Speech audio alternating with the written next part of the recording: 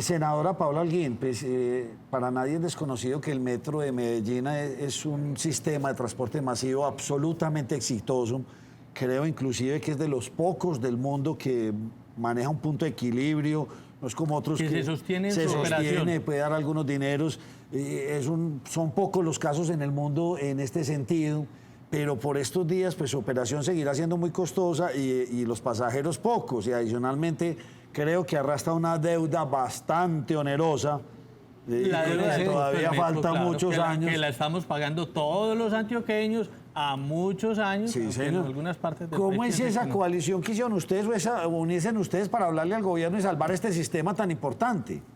Yo creo que es un ejemplo de qué podemos hacer si trabajamos juntos, porque esta pandemia nos ha obligado a hablar más y a poner el país y las necesidades de esta coyuntura por encima de las diferencias ideológicas, partidistas, de cualquier tipo. Lo primero es que nosotros el sábado tuvimos una reunión sobre plan de desarrollo con el gobernador y allí estuvo el gerente del metro, el doctor Tomás Elejalde, y nos explicó un poco el impacto que está teniendo en el metro el tema de la reducción de pasajeros. En una etapa inicial, cuando empezó la cuarentena, se redujo en un 87% el flujo de pasajeros. Hoy están trabajando con una reducción del 79%.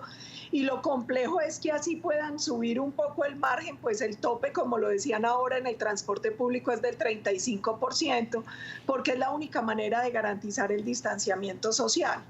Eso llevaría al metro a una reducción de sus ingresos al 31 de diciembre de más de 355 millones de pesos. 355.000 millones de pesos. Oiga, Nacho, 355.000 millones. Una cantidad interesante. Sí, bastante alta. Y entonces, ¿cuál es la idea, doctora Paula? ¿Cuál es la alternativa? Nosotros lo que le estamos diciendo al gobierno, a Carrasquilla y a Planeación es, nosotros en el 2004 hicimos un acuerdo de pago. En ese acuerdo de pago, que fue una renegociación con la Nación, se estableció que Alcaldía y Gobernación pagaban el 60% de la deuda, la Nación el 40%. Se estableció también que los recursos se iban a captar del impuesto del tabaco y el cigarrillo y además de una sobretasa a la gasolina. Tuvimos una buena noticia y es que nosotros en el metro logramos abonar más de lo estipulado. O sea, lo que nosotros íbamos pagando era 27% más de lo que teníamos que pagar. Eso nos lleva a tener un colchón, una especie de colchón de 519.000 millones de pesos. Entonces, ¿qué le estamos diciendo al gobierno?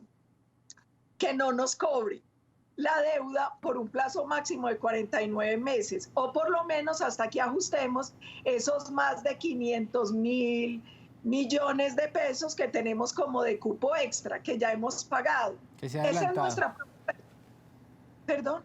Sí, que se han adelantado, porque como han hecho pagos por encima, sí. Exacto, como un pago adelantado, ya ellos tienen el recurso, entonces es congélenos pago de deuda por 49 meses o por lo menos mientras llegamos a esa cifra para poder llegar para subsidiar un poco el tema de funcionamiento, porque es imposible llegar a equilibrio cuando no podemos usar a tope el metro como lo usaríamos en una época normal.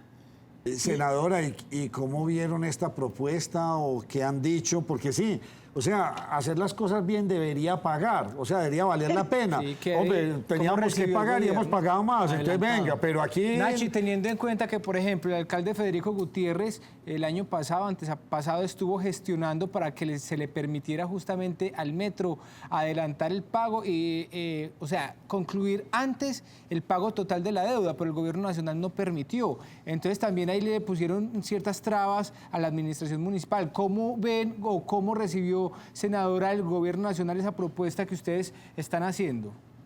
Pues ellos están estudiando, nosotros con el metro, toda la bancada se propuso un borrador de decreto de lo que podría hacer para sacarlo por emergencia y que sea mucho más rápido.